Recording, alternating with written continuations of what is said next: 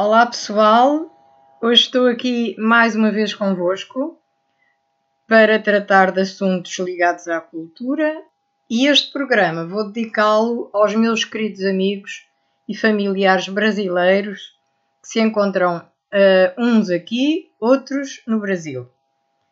Vou falar de poesia brasileira, mas é só de um breve período da poesia, senão o programa seria longo e temos que, portanto, falar rapidamente. Aliás, eu iria dizer que, conforme está escrito, o hábito é dizer que a história da poesia brasileira se iniciou com a chegada ao Brasil no século XVI, no primeiro século da colonização, com a chegada dos padres da Companhia de Jesus e, mais exatamente, com José de Anchieta, que era um jovem jesuíta.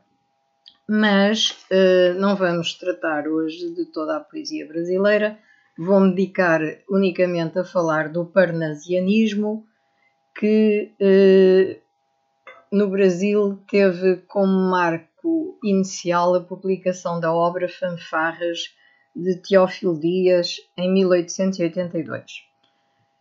Os mais importantes escritores brasileiros desse período formavam a chamada Tríade Parnasiana, a qual era composta por Olavo Bilac, Alberto de Oliveira e Raimundo Correia, mas muitos e muitos outros parnasianos brasileiros existiram neste período em que se cultivava, portanto, a estética. Os escritores parnasianos buscavam o sentido para a existência humana por meio da perfeição estética. Por isso, a preocupação residia na arte pela arte, ou seja, a forma como característica principal da poesia. Portanto, as características dessa forma, as características do parnasianismo, eram evidentemente a arte pela arte, o objetivismo e o universalismo, e o cientifismo e positivismo, para além de outras, que versavam sempre temas baseados na realidade dos objetos, das paisagens, dos factos históricos também, não é? E da mitologia grega e da cultura clássica. Buscavam a perfeição e a sacralidade e o culto à forma.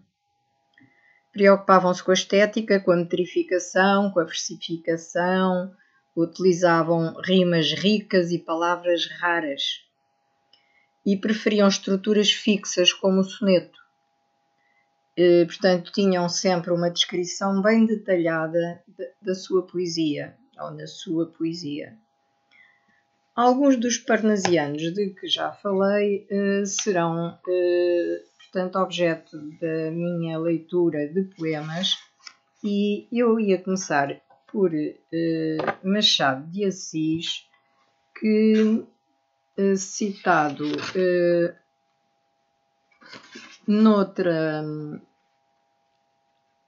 digamos que noutro grupo, que não aquele da tríade que foi dito inicialmente no programa, ou nesta live em que comecei a falar, mas que é um dos principais parnasianos da época. Machado de Assis foi efetivamente um dos mais significativos poetas e escritores da língua portuguesa de todos os tempos. Não apenas um traço de união entre o romantismo e o parnasianismo, como legítimo precursor da segunda corrente do parnasianismo, e foi nasceu no Brasil, no Rio de Janeiro, em 1839, e foi o primeiro presidente da Academia Brasileira de Letras, tendo falecido em 1908, também no Rio de Janeiro. Das suas obras constam vários nomes sonantes, como Crisálidas, Falenas, Americanas, Poesias Completas, que este último livro data já de 1901. Eu iria ler um soneto muito bonito, muito belo, de Machado de Assis, que neste livro, que é um livro antiquíssimo, que eu adquiri, ainda andava na faculdade, não tem título, só diz soneto. E então vou começar a ler. Dai à obra de Marta um pouco de Maria. Dai um beijo de sol ao descuidado arbusto. Vereis neste florir o tronco ereto e adusto, e mais gosto achareis naquela e mais valia. A doce mãe não perde o seu papel augusto, nem o lar conjugal a perfeita harmonia. Viverão dois aonde um até aqui vivia, e o trabalho haverá menos difícil custo. Urge a vida encarar sem a mole apatia. Ó mulher, urge pôr no gracioso busto, sob o tépido seio, um coração robusto. Nem erma escuridão, nem mal aceso dia. Basta um jorro de sol ao descuidado arbusto, basta a obra de Marta, um pouco de Maria. Portanto, é bastante original e chamou muita atenção esta leitura deste soneto. De Alberto de Oliveira, que era outro parnasiano também tão conhecido e tão cotado na época e ainda hoje, porque as poesias dele são muito interessantes, eu iria ler uma poesia que tem como título Vaso Grego.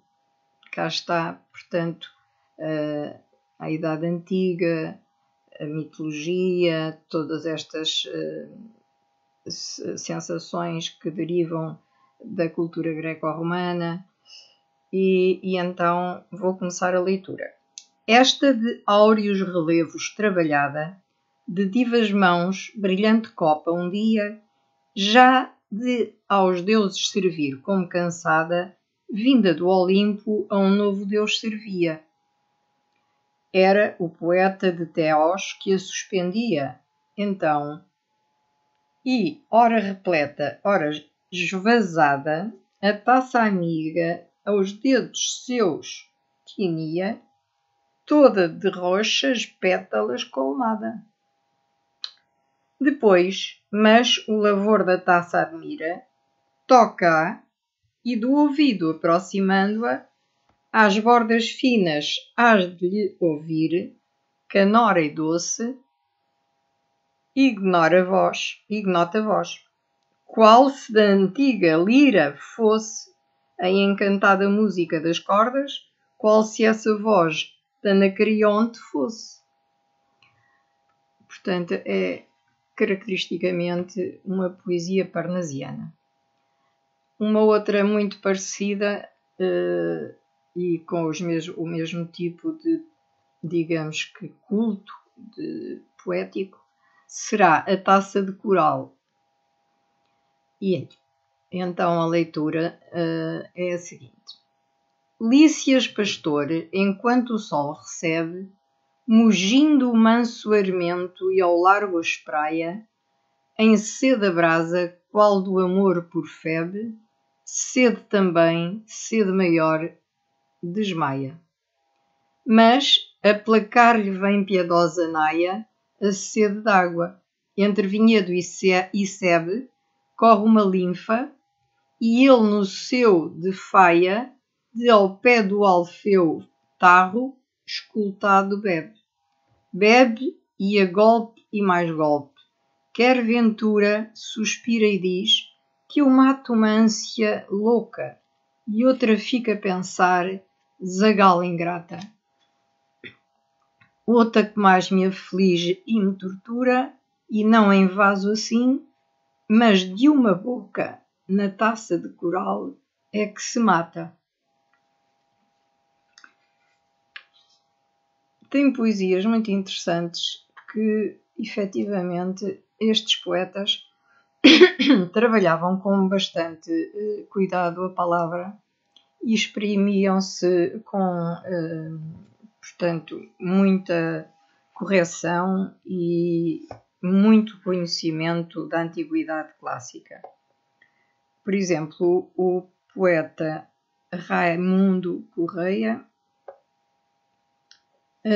em Soror Pálida, diz-nos o seguinte: bem-haja ainda esse raio solitário da luz que tanta em mim resplandecia, esse que único e triste lampadário as ruínas desta alma ainda alumia, e a piedosa visão que ante o sacrário da antiga fé se ajoelhou, sombria, e pelas negras contas do rosário, o rosário das lágrimas desfia. Bem-haja essa que pálida em memória do amor extinto ainda soluça o nome, debrulhando-lhe as sílabas ao vento, e ainda te põe no túmulo onde a glória, o sonho, a vida, a luz, tudo se some, uma flor, uma frase, um pensamento. Mas, de Olavo Bilac, eu não poderia deixar de ler Via Láctea. Em mim também que descuidado vistes, encantado e aumentando o próprio encanto, teres notado que outras coisas canto, muito diversas das que outrora ouvistes. Mas amastes sem dúvida, portanto, meditai nas tristezas que sentistes, que eu por mim não conheço coisas tristes, que mais aflijam, que torturem tanto, quem ama inventa as penas em que vive, e em lugar de acalmar as penas, antes, busca novo pesar com que as avive. Pois sabei que é por isso que assim ando, que é dos loucos somente e dos amantes, na maior alegria, andar chorando. E termino com um poema também de Olavo Bilac, intitulado Língua Portuguesa. Última flor do lácio, inculta e bela, és a um tempo esplendor e sepultura.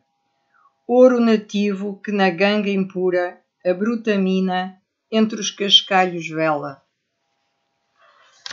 Amo-te assim, desconhecida e obscura, tuba de alto calangor, lira singela, que tens o trom e o silvo da procela e o arrolo da saudade e da ternura.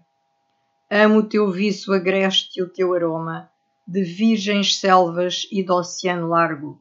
Amo-te, ó rude e doloroso idioma, em que da voz materna ouvi meu filho, e em que Camões chorou no exílio amargo o gênio sem ventura e o amor sem brilho. Por hoje é tudo. Fico, portanto, desejando que Deus vos proteja nesta calamidade ou durante esta procela em que estamos vivendo, pois que isto é uma peste, para não chamar uma guerra biológica, e temos que pedir a Deus que nos dê muita força, muita coragem para continuar a viver, tanto aqui em Portugal, onde já não há camas em determinados hospitais, como o de Coimbra, e no Brasil, onde as coisas estão também muito, muito difíceis. Que Deus proteja o Brasil e Portugal. Meus queridos irmãos, bem-haja, deem um like ou digam aos amigos para ver o programa e que Deus nos proteja a todos. Muitos beijinhos.